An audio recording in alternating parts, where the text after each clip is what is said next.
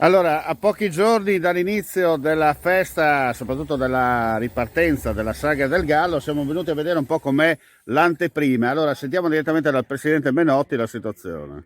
Ma la situazione è che abbiamo finalmente ripreso e i nostri amici, i nostri, come si dice, soci dell'associazione ci seguono, sono sempre presenti, quindi è una bella cosa. Noi siamo abbastanza bene con i lavori, stiamo ripiantando la festa e speriamo che vada come andava una volta. Certo. Speriamo che la gente ci segua ancora.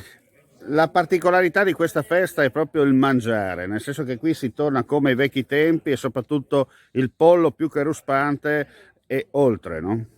Sì, beh, la nostra specialità è la griglia cucinata ancora Sulle braci. sulle braci, e quindi è la nostra specialità e cerchiamo di mantenere fino a quando ci permetteranno di mantenerla e faremo così. Senti, questa sera un po' è un'anteprima, no? Perché state vedendo se funzionano le bombole del gas e dunque si mangerà la pasta. Sì, si mangerà la pasta, la nostra tradizione è questa. Prima di noi, quando hanno ricominciato la festa dal 72, la sera veniva offerta la pasta a tutti.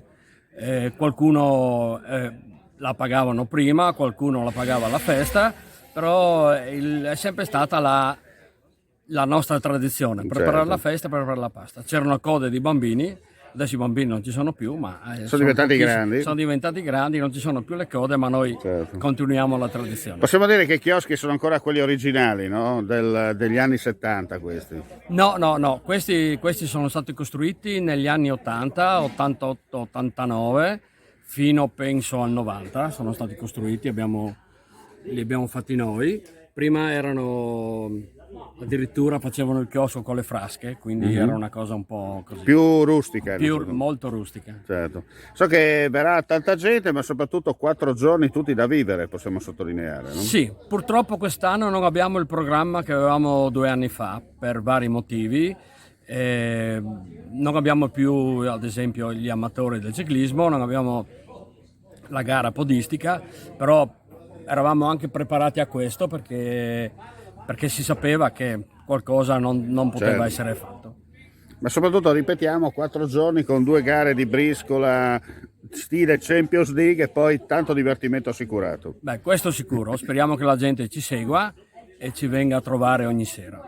Arrigo, buon lavoro, eh? Grazie, grazie. Bene.